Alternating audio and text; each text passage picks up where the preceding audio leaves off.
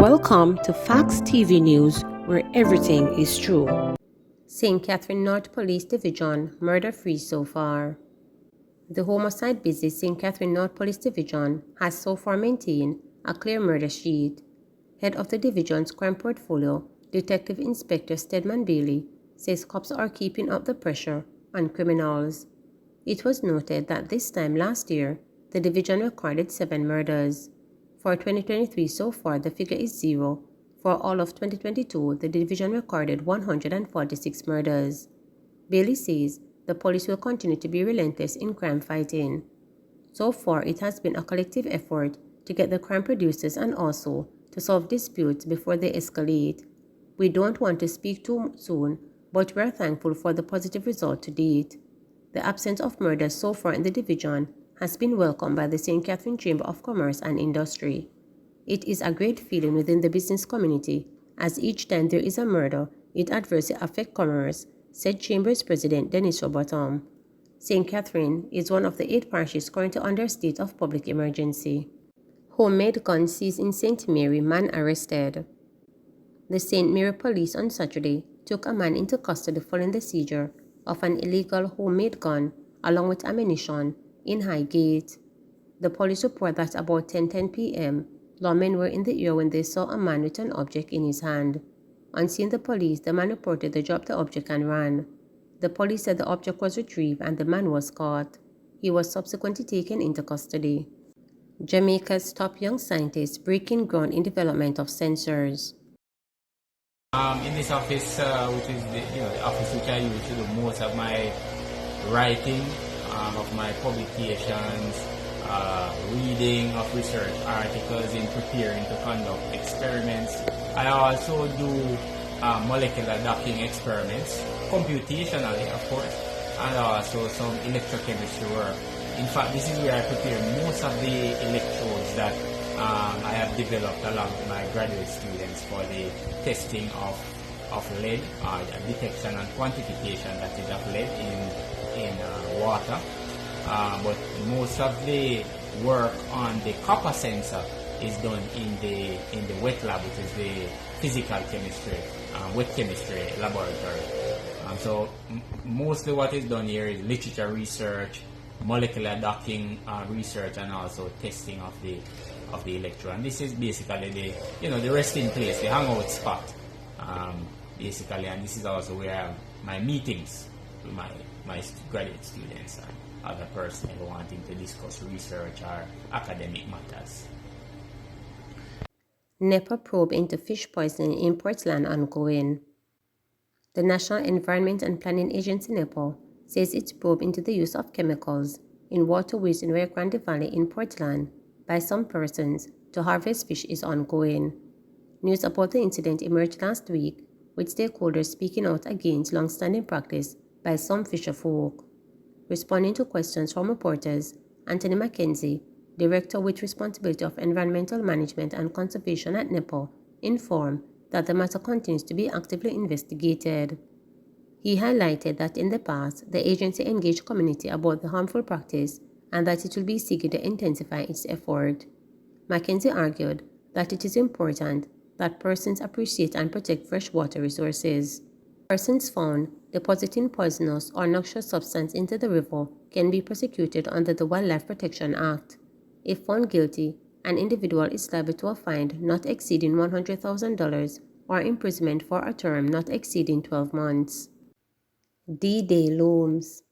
A decision by Prime Minister Andrew Holness to cancel today's weekly meeting of Cabinet has led to heightened speculations that a reshuffle of his ministers will be announced this week. Holness, who worked from home last Thursday and Friday, has reportedly started meeting with individual cabinet members who are expected to be impacted by the reshuffle. It is expected that a new look cabinet will be in place when it sits for its first meeting of this year on January 16, said a source last weekend. It is clear that the Prime Minister is considering carefully the changes for the cabinet, which is expected to ensure that the government has even more achievements added to its already long list from 2020 going into the next general election, added the source.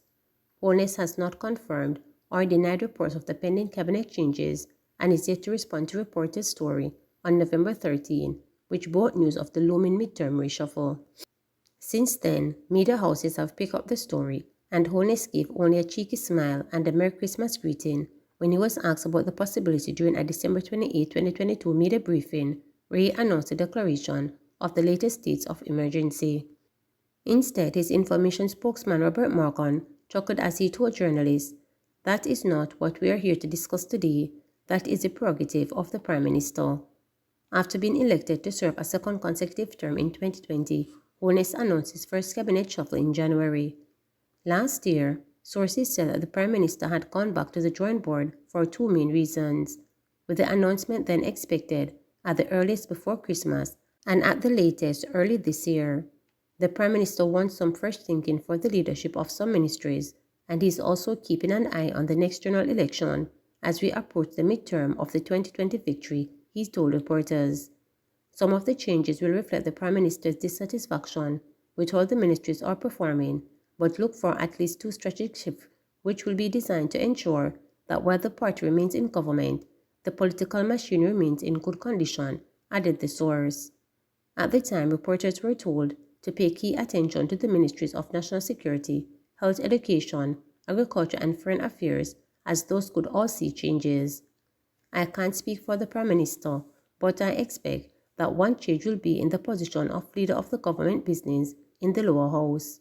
While Ed Bartlett is a good man for the job, he is frequently overseas and official business as the Minister of Tourism, so I expect Bobsy Grange to get that job, and that is the only change I would bet on, declared the source. In the meantime, Minister of National Security Dr. Horace Jang has invited the leadership of the Jamaica Constabulary Force to a luncheon this week in what the sources describe as an unprecedented goodbye meeting that could indicate that he is leaving the portfolio, which he has headed for almost 5 years. If there is a shift in the Ministry of National Security, it will not be because the Prime Minister has lost faith in Dr. Chang. It must be remembered that Dr. Chang is the party's General Secretary, and in a little 2 more years, we'll have another general election to win, so Dr. Chang could be shifted to a less demanding ministry to allow him time to do the groundwork that the party needs, and he is best at that, the source had claimed in November. Williams pushing for better behavior in schools this term.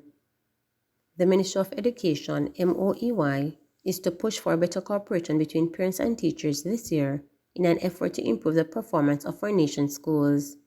Minister of Education and Youth Favour Williams made the disclosure on Sunday in her message to mark today's start of the Easter school term. Our emphasis this term, as well as going forward, will also be on parent-teacher cooperation as we see the complete and harmonious development of our students' character so that we begin to see more of the desirable behavior, less fighting among our students, healthy habits and positive attitudes in personal and social life, said Williams. The Ministry of Education and Youth will continue to strive to ensure that all schools focus on educational equity and find ways to partner, support and create opportunities that make our educational institutions into facilities where all children will enjoy learning, playing, developing strong relationships, whilst continuing to grow each day socially, emotionally and academically, said Williams, who reiterated that starting this term, civics will be taught in all of the schools, not just in the 95 that currently do so. We are aware of the various social issues and the need for an intentional and intensive focus on students' development of civic virtues. We understand the need to encourage national pride in our children from an early age. Civics in school will serve as a fundamental pillar for students to develop these critical soft skills and become the Jamaicans we want them to be, said Williams in her address. Civics, which encourages good citizenship, greater respect for cultural integrity, nation building, among other things, are recently reintroduced to the National Standards curriculum at all levels. Williams also announced that her ministry has been moving forward with the implementation of the Education Transformation Initiatives. We are committed to continuing engaging in dialogue with our school communities, our key stakeholders, and the wider public through a variety of communication channels to get support for the continued transformation of the education sector. The focus has been and will continue to be on implementing the recommendations of the Jamaica Education Transformation Commission. Let me acknowledge the work of the various stakeholders at this level of the education sector, our school boards, our principals, our teachers, the administrative staff in our school, and of course, those at the central ministry and in the regions. It is your positive energy and dedication to excel in education that will lead to the transformation in the sector, said Williams. Please remember to subscribe, like, share, and click the notification bell